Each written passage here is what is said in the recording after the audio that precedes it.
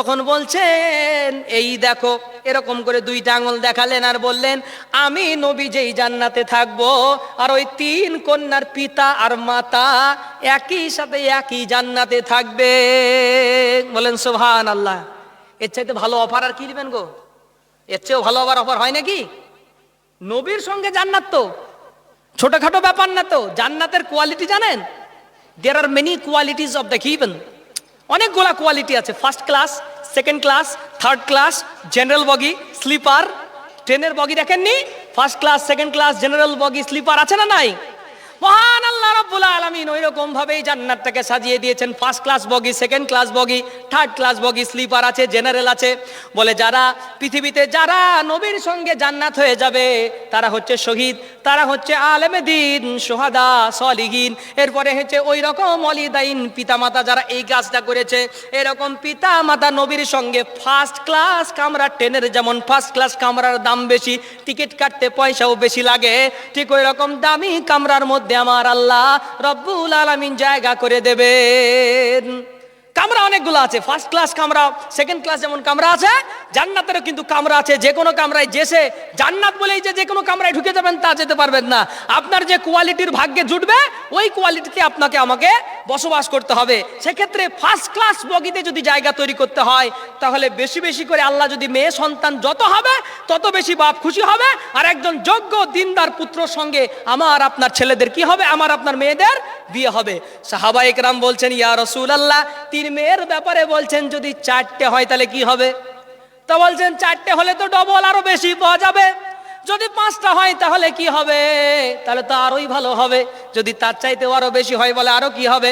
অর্থাৎ 3 নম্বর থেকে শুরু করে উপরে যতই মেয়ের সন্তান যার বেশি আছে, খোঁজ খবর নিলেই এখনো মানুষ বেঁচে আছে যারা 6 কন্যার পিতা আছে না নাই?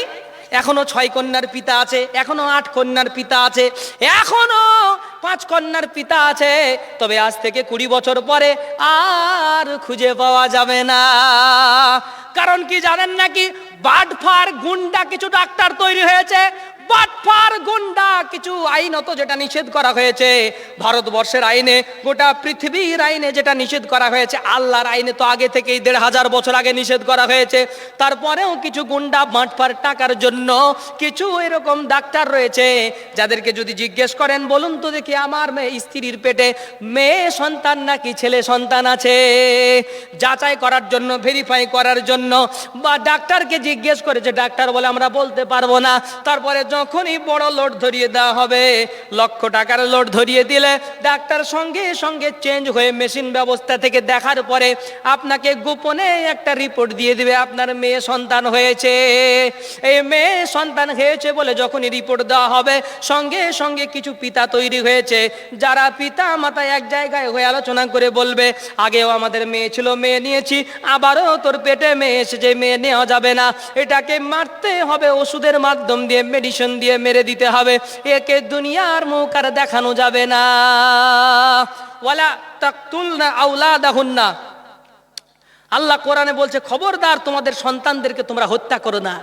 মা কি তার সন্তানদেরকে ডাইরেক্ট গলা টিপে হত্যা করবে? এই কথা বলেনি। কোরআন 1500 বছর আগে বলেছে মেডিসিন দিয়ে একটা জামানা আসবে, মেডিসিন দিয়ে সন্তানদেরকে হত্যা করা হবে। তাই বলবো খবরদার এই কাজ করবেন না। আজকে মেয়েদের সংখ্যা আমাদের ভারতবর্ষে তুলনামূলকভাবে পুরুষ মহিলা প্রায় কাছাকাছি। আমি যে সমীক্ষাটা দেখলাম রেজাল্টটা, সেটা হচ্ছে মেয়েদের ঘটনা কি বলেন কাছাকাছি, মেয়ে পুরুষ প্রায় সমান, কিন্তু হওয়ার দরকার ছিল মেয়েরা পুরুষের থেকে একটু বেশি।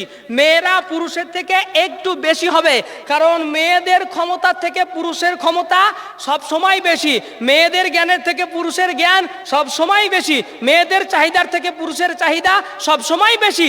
সেক্ষেত্রে অবশ্যই মেয়ে বেশি হওয়ার দরকার ছিল, কিন্তু সমীক্ষা করে দেখা যাচ্ছে সমানে চলে আসে বা কম হয়ে যাচ্ছে। তার একটাই কারণ হলো এই, মুসলমান এরিয়াতে মেয়ে বেশি পাবেন, কিন্তু বাকি এরিয়া মুসলমানদের মধ্যেও যে এই কাজ করছে না তা নয়, অনেকেই করছেন। তা আমি বলবো, বলা হয়েছে প্রায় 5 বছরের মধ্যে অথবা 10 বছরের মধ্যে 1.5 থেকে 2 কোটি, 1.5 থেকে 2 কোটি বাচ্চা সন্তানকে এইভাবে মেডিসিনের মাধ্যম দিয়ে হত্যা করা হয়। এটা ভারতবর্ষের ঘটনা। আপনি মনে করছেন হত্যাকারী নাই? হাজার হাজার ঘরে ঘরে মার্ডার করে, ঘরে ঘরে মার্ডার তৈরি হয়েছে, ঘরে ঘরে খুনি হত্যাকাণ্ড তৈরি করেছে, ঘরে ঘরে আমাদের খুনি তৈরি হয়েছে। একটাই কারণ, মেয়েকে দেখে ভয় লাগে।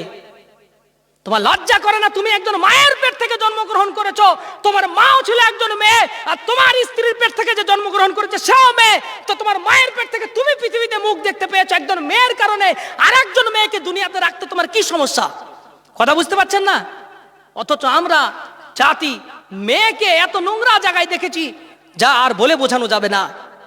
এই মেয়ে জাতি একদিন মায়ে পরিণত হয়। আমার আল্লাহ কোরআনুল কারীমের মধ্যে জানিয়ে দিয়েছেন, ওয়া ওয়াসাইনাল ইনসানা বিওয়ালিদাইহি হামালাতুহু উম্মুহু ওয়াহানান আলা ওয়াহনিন ওয়া ফিসালুহু ফি আমাইনি আনিশকুরলি ওয়ালিওয়ালিদাইকা ইলাইয়াল মাসির।